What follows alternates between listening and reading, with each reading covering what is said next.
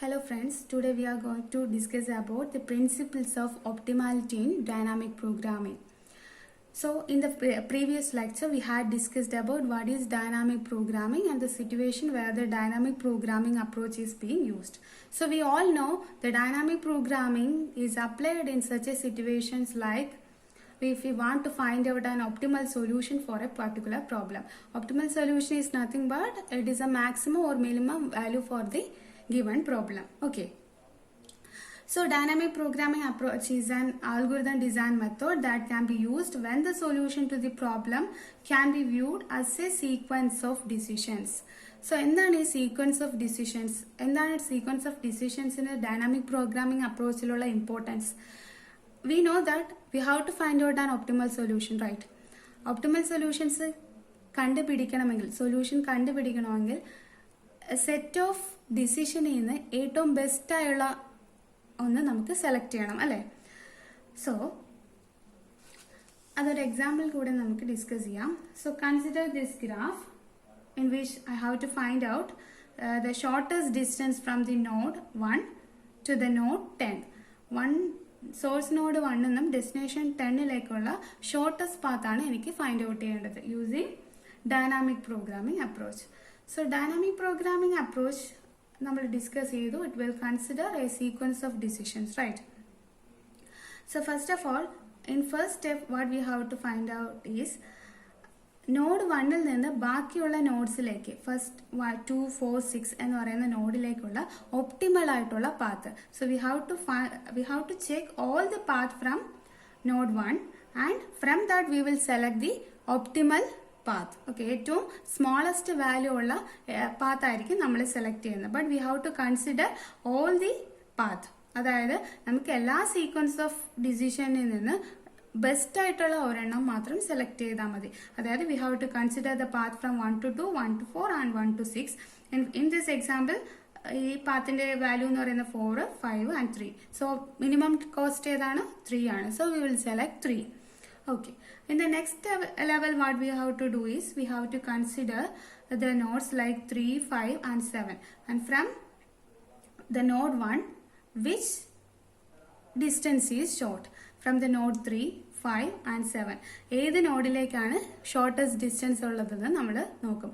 It may be 1 to 2 പോയി 2ൽ നിന്ന് 3ലേക്ക് move ചെയ്യാം, ഓർ 1 to 4, 4ൽ നിന്ന് 3ലേക്ക് മൂവ് ചെയ്യാം. What ever the path is our aim is to find out the shortest or the optimal path from all these paths.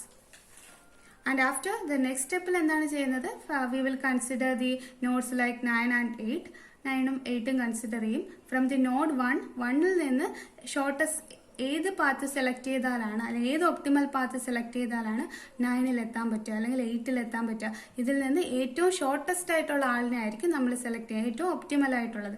ചിലപ്പോൾ അതെന്ന് പറയുന്നത് 1ൽ നിന്ന് 2ലേക്ക് മൂവ് ചെയ്തു, 2ൽ നിന്ന് 3ലേക്ക് പോയി, 3ൽ നിന്ന് 9ലേക്ക് ഡയറക്റ്റ് വരാം.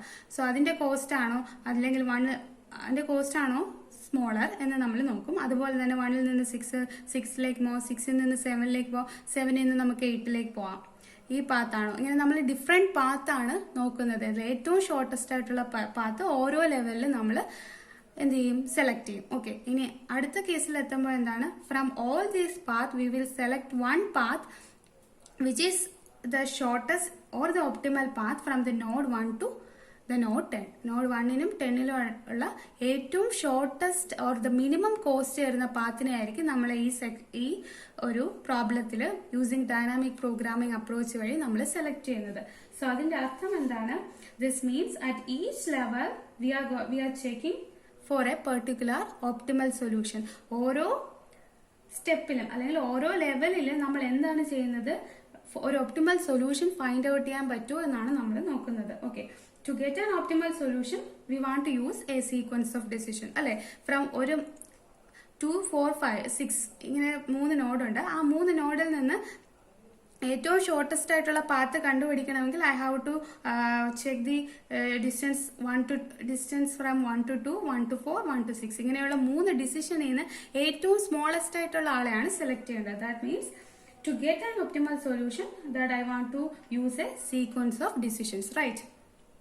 നെക്സ്റ്റ് ഇതിനെയാണ് നമ്മൾ എന്ത് വിളിക്കുന്നത്?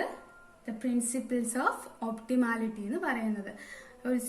ഈ സീക്വൻസ് വഴി നമ്മൾ ഒപ്റ്റിമൽ ആയിട്ടുള്ള സൊല്യൂഷൻസ് ഫൈൻഡ് ഔട്ട് ചെയ്യുന്നതിനാണ് എന്ത് പറയുന്നത്, പ്രിൻസിപ്പിൾസ് ഓഫ് ഒപ്റ്റിമാലിറ്റി എന്ന് പറയുന്നത്. So it states that in an optimal sequence of decisions or choices each subsequence must also be optimal. അതായത് നമ്മൾ ഓരോ പാത്ത് സെലക്ട് ചെയ്യുമ്പോഴും അതിന്റെ കൺസിഡറേഷൻ എന്താണ്, അല്ലെങ്കിൽ അതിന് കൊടുക്കേണ്ട ഇമ്പോർട്ടൻസ് എന്താണ്, ഓരോ പാത്തും ഒപ്റ്റിമൽ ആയിരിക്കണം എന്നാണ് നമ്മുടെ ഡൈനാമിക് പ്രോഗ്രാമിംഗ് അപ്രോച്ച് പറയുന്നത്. So it is called principles of optimality. ഇതിനെയാണ് നമ്മൾ പ്രിൻസിപ്പിൾസ് ഓഫ് ഒപ്റ്റിമാലിറ്റി എന്ന് പറയുന്നത്. And whatever the initial state എന്തായാലും, ഡിസിഷൻസ് എന്തായാലും അതൊന്നും നമുക്ക് ഇഷ്യൂ അല്ല. Our aim is to find out the optimal path. നമുക്ക് കണ്ടുപിടിക്കേണ്ടത് ഒപ്റ്റിമൽ പാത്ത് മാത്രമാണ്. ഇനിഷ്യൽ സ്റ്റേറ്റോ അല്ലെങ്കിൽ ഡിസിഷനോ എന്തായാലും പ്രശ്നമല്ല. Our aim is to find out the optimal path. Okay. Next, we are considering the applications of dynamic programming. Dynamic programming approach inde applications ആണ് നമ്മൾ ഇനി ഡിസ്കസ് ചെയ്യാൻ പോകുന്നത്. സോ എന്തൊക്കെയാണെന്ന് നോക്കാം. Applications of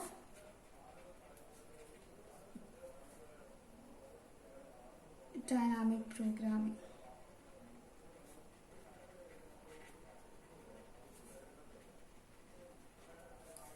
Okay.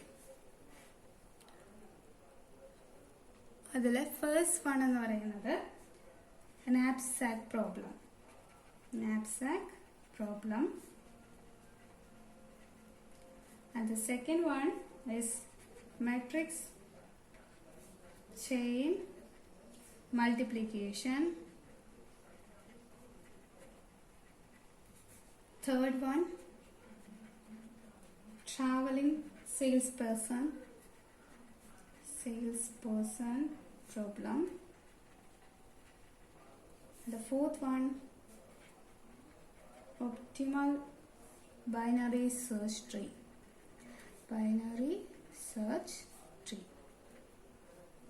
Okay. Thank you for watching the video.